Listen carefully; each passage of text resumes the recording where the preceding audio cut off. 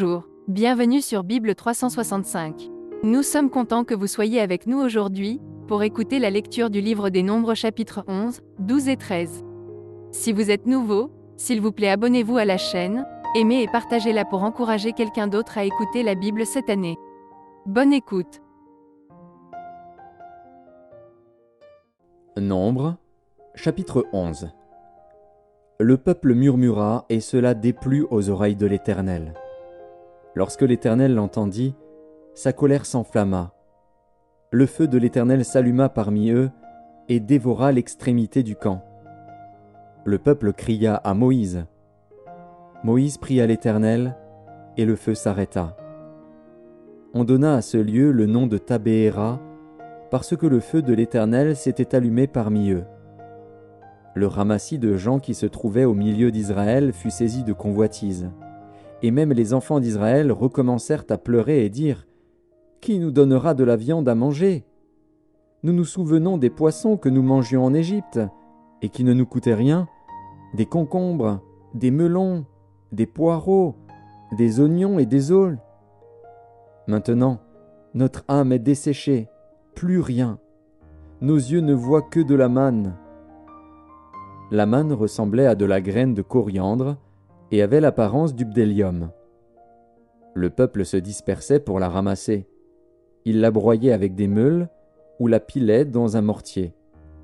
Il la cuisait au pot et en faisait des gâteaux.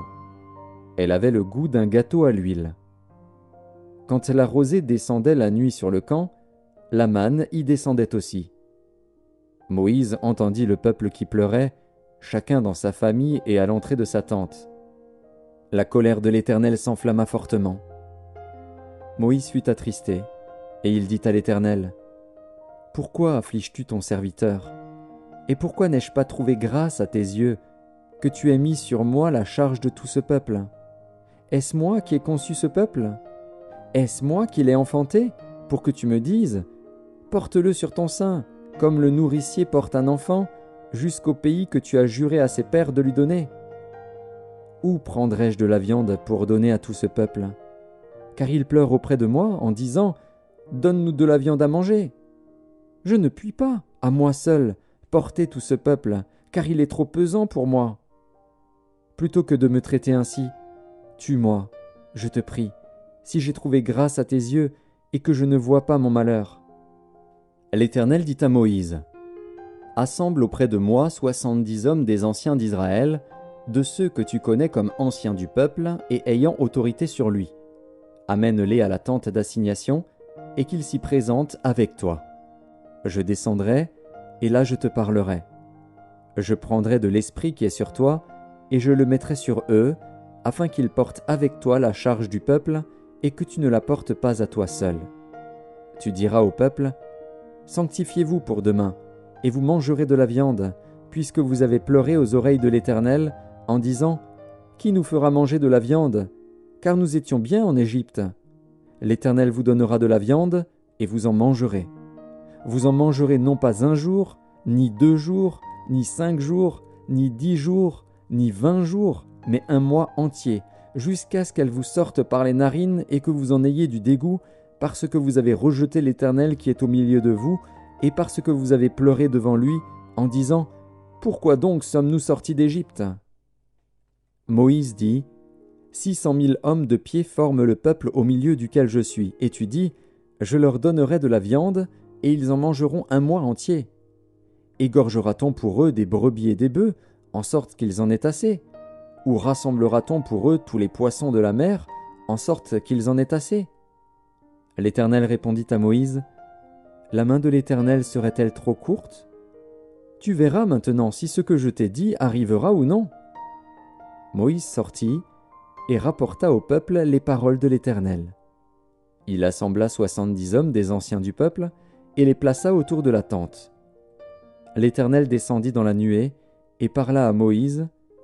Il prit de l'esprit qui était sur lui et le mit sur les 70 anciens. Et dès que l'esprit reposa sur eux, ils prophétisèrent. Mais ils ne continuèrent pas. Il y eut 2 hommes, l'un appelé Eldad et l'autre Médad, qui étaient restés dans le camp et sur lesquels l'esprit reposa. car ils étaient parmi les inscrits, quoiqu'ils ne fussent point allés à la tente. Et ils prophétisèrent dans le camp. Un jeune garçon courut l'annoncer à Moïse et dit « Eldad et Médad prophétisent dans le camp. » Et Josué, fils de Nun, serviteur de Moïse depuis sa jeunesse, prit la parole et dit « Moïse, mon Seigneur, empêche-les. » Moïse lui répondit « Es-tu jaloux pour moi ? Puisse tout le peuple de l'Éternel être composé de prophètes, et veuille l'Éternel mettre son esprit sur eux. » Et Moïse se retira au camp, lui et les anciens d'Israël.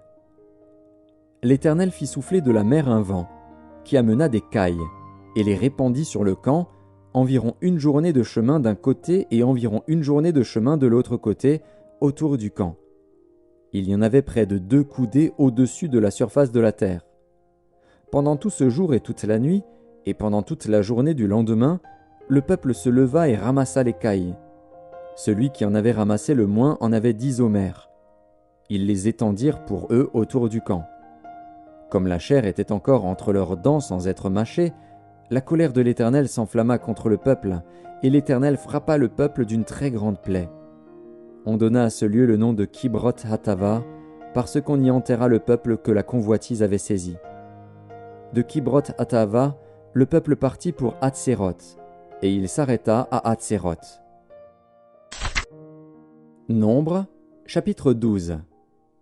Marie et Aaron parlèrent contre Moïse au sujet de la femme éthiopienne qu'il avait prise, car il avait pris une femme éthiopienne.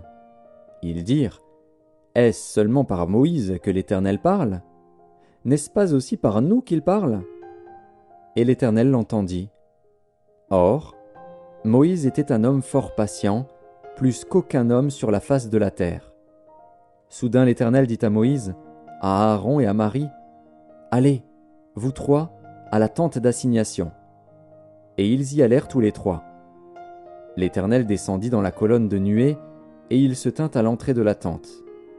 Il appela Aaron et Marie, qui s'avancèrent tous les 2. Et il dit, « Écoutez bien mes paroles.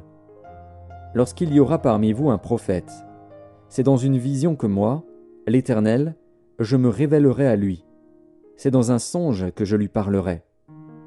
Il n'en est pas ainsi de mon serviteur Moïse. Il est fidèle dans toute ma maison. Je lui parle bouche à bouche. Je me révèle à lui sans énigme, et il voit une représentation de l'Éternel. Pourquoi donc n'avez-vous pas craint de parler contre mon serviteur, contre Moïse ? » La colère de l'Éternel s'enflamma contre eux, et il s'en alla. La nuée se retira de dessus la tente, et voici, Marie était frappée d'une lèpre, blanche comme la neige. Aaron se tourna vers Marie, et voici, elle avait la lèpre. Alors Aaron dit à Moïse, « De grâce, mon Seigneur, ne nous fais pas porter la peine du péché que nous avons commis en insensé et dont nous nous sommes rendus coupables. Oh, qu'elle ne soit pas comme l'enfant mort-né, dont la chair est à moitié consumée quand il sort du sein de sa mère. » Moïse cria à l'Éternel, en disant, « Ô Dieu, je te prie, guéris-la. » Et l'Éternel dit à Moïse, « Si son père lui avait craché au visage, ne serait-elle pas pendant 7 jours un objet de honte ? Qu'elle soit enfermée 7 jours en dehors du camp, après quoi, elle y sera reçue. » Marie fut enfermée 7 jours en dehors du camp, et le peuple ne partit point, jusqu'à ce que Marie y fût rentrée. Après cela, le peuple partit de Hatséroth, et il campa dans le désert de Paran. Nombre, chapitre 13. L'Éternel parla à Moïse et dit, « Envoie des hommes pour explorer le pays de Canaan, que je donne aux enfants d'Israël. Tu enverras un homme de chacune des tribus de leur père, tous seront des principaux d'entre eux. » Moïse les envoya du désert de Paran, d'après l'ordre de l'Éternel. Tous ces hommes étaient chefs des enfants d'Israël. Voici leurs noms. Pour la tribu de Ruben, Shamua, fils de Zakur. Pour la tribu de Siméon, Shaphat, fils de Hori. Pour la tribu de Juda, Caleb, fils de Jéphuné. Pour la tribu d'Issachar, Jigual, fils de Joseph. Pour la tribu d'Éphraïm, Hosée, fils de Nun. Pour la tribu de Benjamin, Palti, fils de Raphu. Pour la tribu de Zabulon, Gadiel, fils de Sodi. Pour la tribu de Joseph, la tribu de Manassé, Gadi, fils de Suzi. Pour la tribu de Dan, Amiel, fils de Guémali. Pour la tribu d'Azer, Sétur, fils de Mikaël. Pour la tribu de Nephtali, Nakbi, fils de Vopshi. Pour la tribu de Gad, Géwel, fils de Maki. Tels sont les noms des hommes que Moïse envoya pour explorer le pays. Moïse donna à Osée, fils de Nun, le nom de Josué. Moïse les envoya pour explorer le pays de Canaan. Il leur dit : « Montez ici, par le midi, et vous monterez sur la montagne. Vous verrez le pays, ce qu'il est, et le peuple qui l'habite, s'il est fort ou faible, s'il est en petit ou en grand nombre. Ce qu'est le pays où il habite, s'il est bon ou mauvais. Ce que sont les villes où il habite, si elles sont ouvertes ou fortifiées. Ce qu'est le terrain, s'il est gras ou maigre, s'il y a des arbres ou s'il n'y en a point. Ayez bon courage, et prenez des fruits du pays. » C'était le temps des premiers raisins. Ils montèrent, et ils explorèrent le pays, depuis le désert de Tsin jusqu'à Rehob, sur le chemin de Hamath. Ils montèrent, par le midi, et ils allèrent jusqu'à Hébron, où étaient Ahiman, Shéshaï et Talmaï, enfants d'Anak. Hébron avait été bâti 7 ans avant Tsoan en Égypte. Ils arrivèrent jusqu'à la vallée d'Ekshol, où ils coupèrent une branche de vigne avec une grappe de raisin qu'ils portèrent à 2 au moyen d'une perche. Ils prirent aussi des grenades et des figues. On donna à ce lieu le nom de vallée d'Ekshol à cause de la grappe que les enfants d'Israël y coupèrent. Ils furent de retour de l'exploration du pays au bout de 40 jours. À leur arrivée, ils se rendirent auprès de Moïse et d'Aaron et de toute l'assemblée des enfants d'Israël à Kadès dans le désert de Paran. Ils leur firent un rapport, ainsi qu'à toute l'assemblée, et ils leur montrèrent les fruits du pays. Voici ce qu'ils racontèrent à Moïse. « Nous sommes allés dans le pays où tu nous as envoyés. À la vérité, c'est un pays où coule le lait et le miel, et en voici les fruits. Mais le peuple qui habite ce pays est puissant. Les villes sont fortifiées, très grandes. Nous y avons vu des enfants d'Anak. Les Amalécites habitent la contrée du Midi. Les Hétiens, les Jébusiens et les Amoréens habitent la montagne.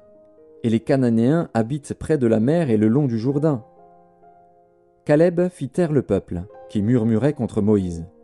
Il dit : « Montons, emparons-nous du pays, nous y serons vainqueurs. » Mais les hommes qui y étaient allés avec lui dirent : « Nous ne pouvons pas monter contre ce peuple, car il est plus fort que nous. » Et ils décrièrent devant les enfants d'Israël le pays qu'ils avaient exploré. Ils dirent : « Le pays que nous avons parcouru, pour l'explorer, est un pays qui dévore ses habitants. Tous ceux que nous y avons vus sont des hommes d'une haute taille. Et nous y avons vu les géants, enfants d'Anak, de la race des géants. Nous étions à nos yeux et aux leurs comme des sauterelles.